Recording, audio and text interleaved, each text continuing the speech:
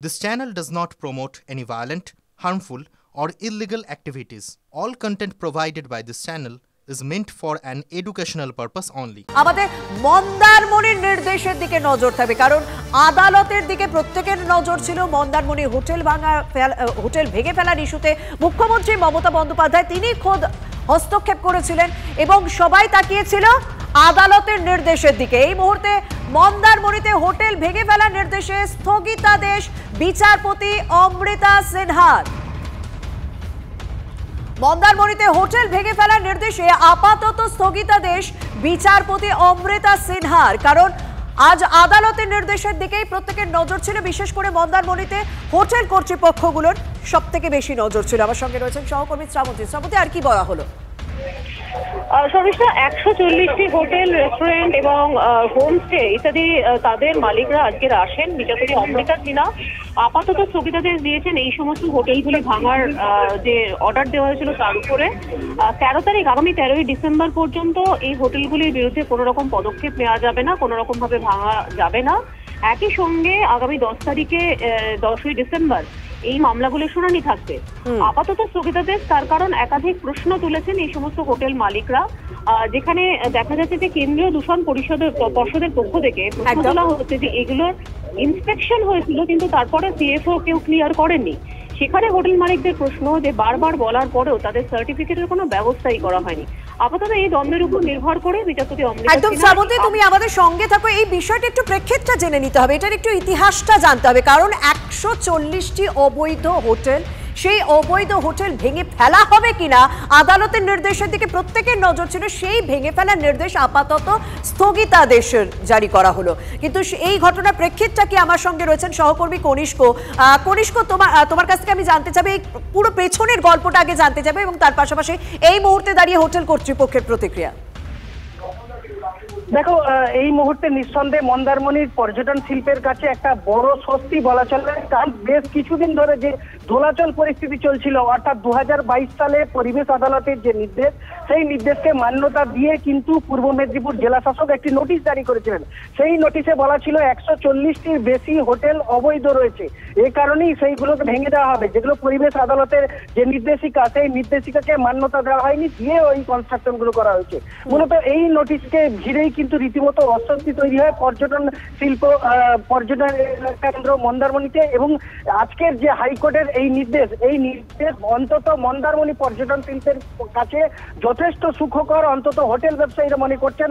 কিছুক্ষণ আগেই বহু হোটেল মালিকের সঙ্গে কথা হচ্ছিল, তারা কিন্তু স্পষ্ট জানাচ্ছেন যে তাদের আস্থা ছিল হাইকোর্টের প্রতি। এত বড় একটা পর্যটন শিল্প দীঘার পরে একদম পরিষ্কার আস্থা ছিল আদালতের প্রতি, যে কারণেই আপাতত স্থগিতাদেশ বিচারপতি অমৃতা সিনহার এই হোটেল ভেঙে ফেলার নির্দেশ। আমার সঙ্গে সহকর্মী শ্রাবন্তী রয়েছে।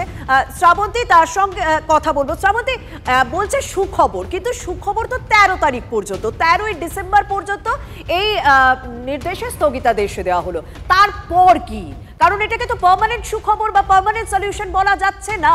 13ই ডিসেম্বর পর্যন্ত তো স্থগিতাদেশ, তারপর কি?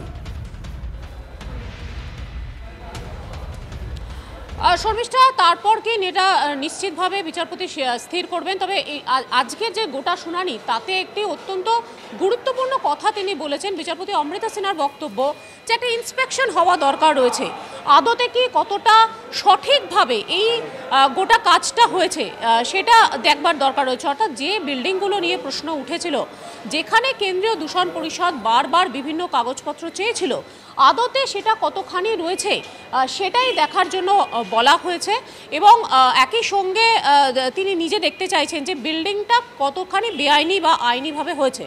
এখন শর্মিষ্ঠা, বিষয় হলো যে বারবার দূষণ পরিষদ, যেটা হোটেল মালিকরা বলছেন যে একটি কমিটি রয়েছে, যে কমিটিগুলির দেখে নেওয়া উচিত ছিল যে কার কাছে কোন ধরনের যে কাগজপত্র সেটা আদতে আছে কিনা।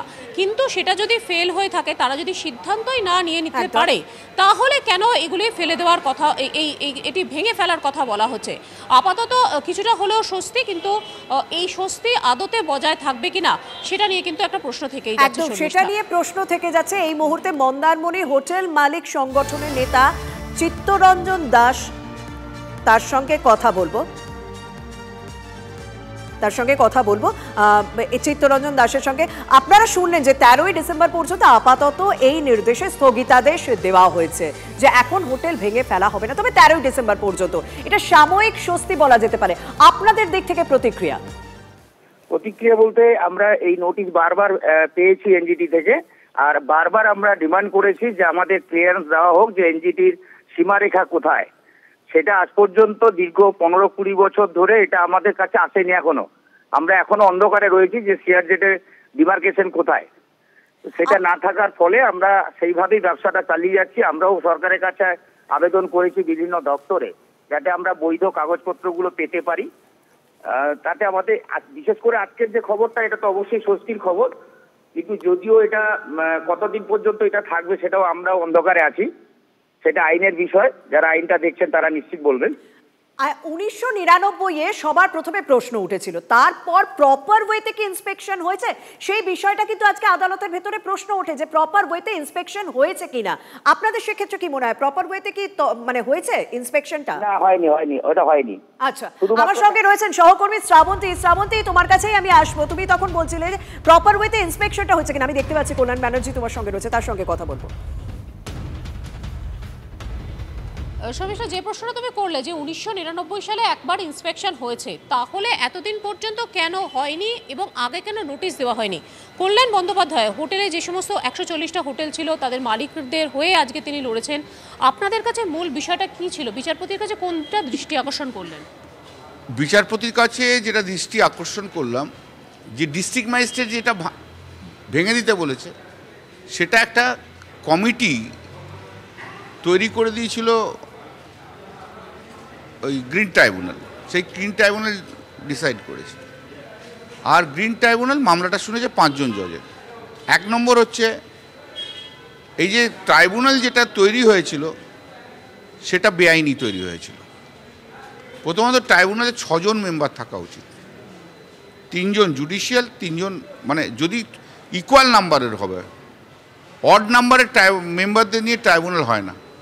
গোটা ট্রাইব্যুনালটার কনস্টিটিউশনটাই ব্যাড ছিল। সেকেন্ড হচ্ছে আইনে আছে ট্রাইব্যুনালকে ডিসাইড করতে হবে কোশ্চেন। ট্রাইব্যুনাল অন্য কোনো কমিটির কাছে পাঠিয়ে দিতে পারে না তোমরা ডিসাইড করো, তাহলে এটা জুরিসডিকশনের বাইরে চলে গেল। ট্রাইব্যুনাল কোনো ডিসাইড করলো না কোনটা ভাঙতে হবে কোনটা ভাঙতে হবে না। বিচারপতি কি বললেন? তারপরে 3 নম্বর হচ্ছে যে যদি কোনো অ্যাপ্লিকেশন করতে হয়, সেই অ্যাপ্লিকেশনটা করতে হবে 6 মাসের মধ্যে। কজ অফ অ্যাকশন যেটা হয়েছে 6 মাসের মধ্যে।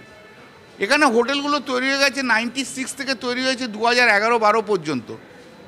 2019-এ অ্যাপ্লিকেশন কী করে হলো? সিআরজেড নোটিফিকেশনে যে গাইডলাইনের যে প্ল্যান তৈরি হবে সেই প্ল্যানই তৈরি হয়নি, তাহলে কি করে হবে এখানে? সেটা তো হয় না। তো মাননীয় বিচারপতি আজকে শুনে এই পয়েন্টগুলো ডিসাইড করবেন। এখন যতগুলো ডিমোলিশন বলেছে, ভেঙে দিতে বলেছে, সেটাকে স্টে করে দিলেন। 13ই ডিসেম্বর পর্যন্ত স্টে হয়ে রইল। 10th ডিসেম্বরে মামলার আবার হিয়ারিং হবে। বললেন না কিছু তো বেআইনি নির্মাণ আছেন, আপনারা কি মনে করেন যে তাদের ভেঙে ফেলা উচিত? আপনারা যারা আইনি তারা থাকবে? বেআইনি একটাও নেই, একটাও বেআইনি নেই।